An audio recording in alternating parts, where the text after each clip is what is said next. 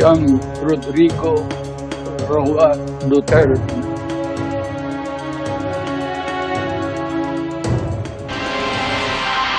Posibleng issue na rin ang arrest warrant ng ICC sina Senador Bato de la Rosa at Senador Bongo sa 2026. Ayon yan kay dating Senator Antonio Trillanes IV na isa sa mga naghain ng reklamo laban kay Duterte sa ICC at kakagaling lang ng the Netherlands kaugnay ng reklamo. Nakatutok si Chino Gaston. Matapos ang kanyang pagpunta sa The Hague, Netherlands, sinabi ni dating Senador Antonio Trillanes IV na nagpunta siya doon para sa ilang pulong kaugnay ng reklamo laban kay dating Pangulong Rodrigo Duterte sa International Criminal Court.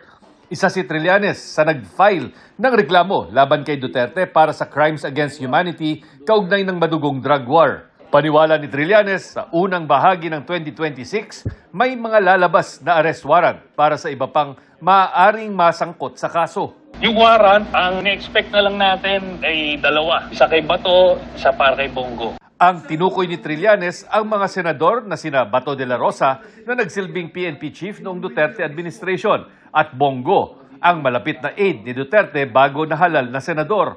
Hinihinga namin sila ng pahayag, sa sinabi ni Trillanes. Inaasahan din ni Trillanes na haharap din sa ICC si dating PCSO Chairman Royina Garma, ang dating police official na nagsiwalat na nagpatupad noon ng cash reward system para sa kada mapapatay na drug suspect noong Pangulo si Duterte. Si Royina Garma will be a witness laban kay Duterte sa ICC. Kasama na sa listahan ng mga witnesses. Nauna nang sinabi ni Justice Secretary Crispin Remulla na nagpunta si Garma sa Malaysia noong isang buwan para makausap ang ilang kinatawan ng ICC, gayong pumayag na siyang tumistigo laban sa dating Pangulo. Para sa GMA Integrated News, Chino Gaston, nakatutok, 24 oras.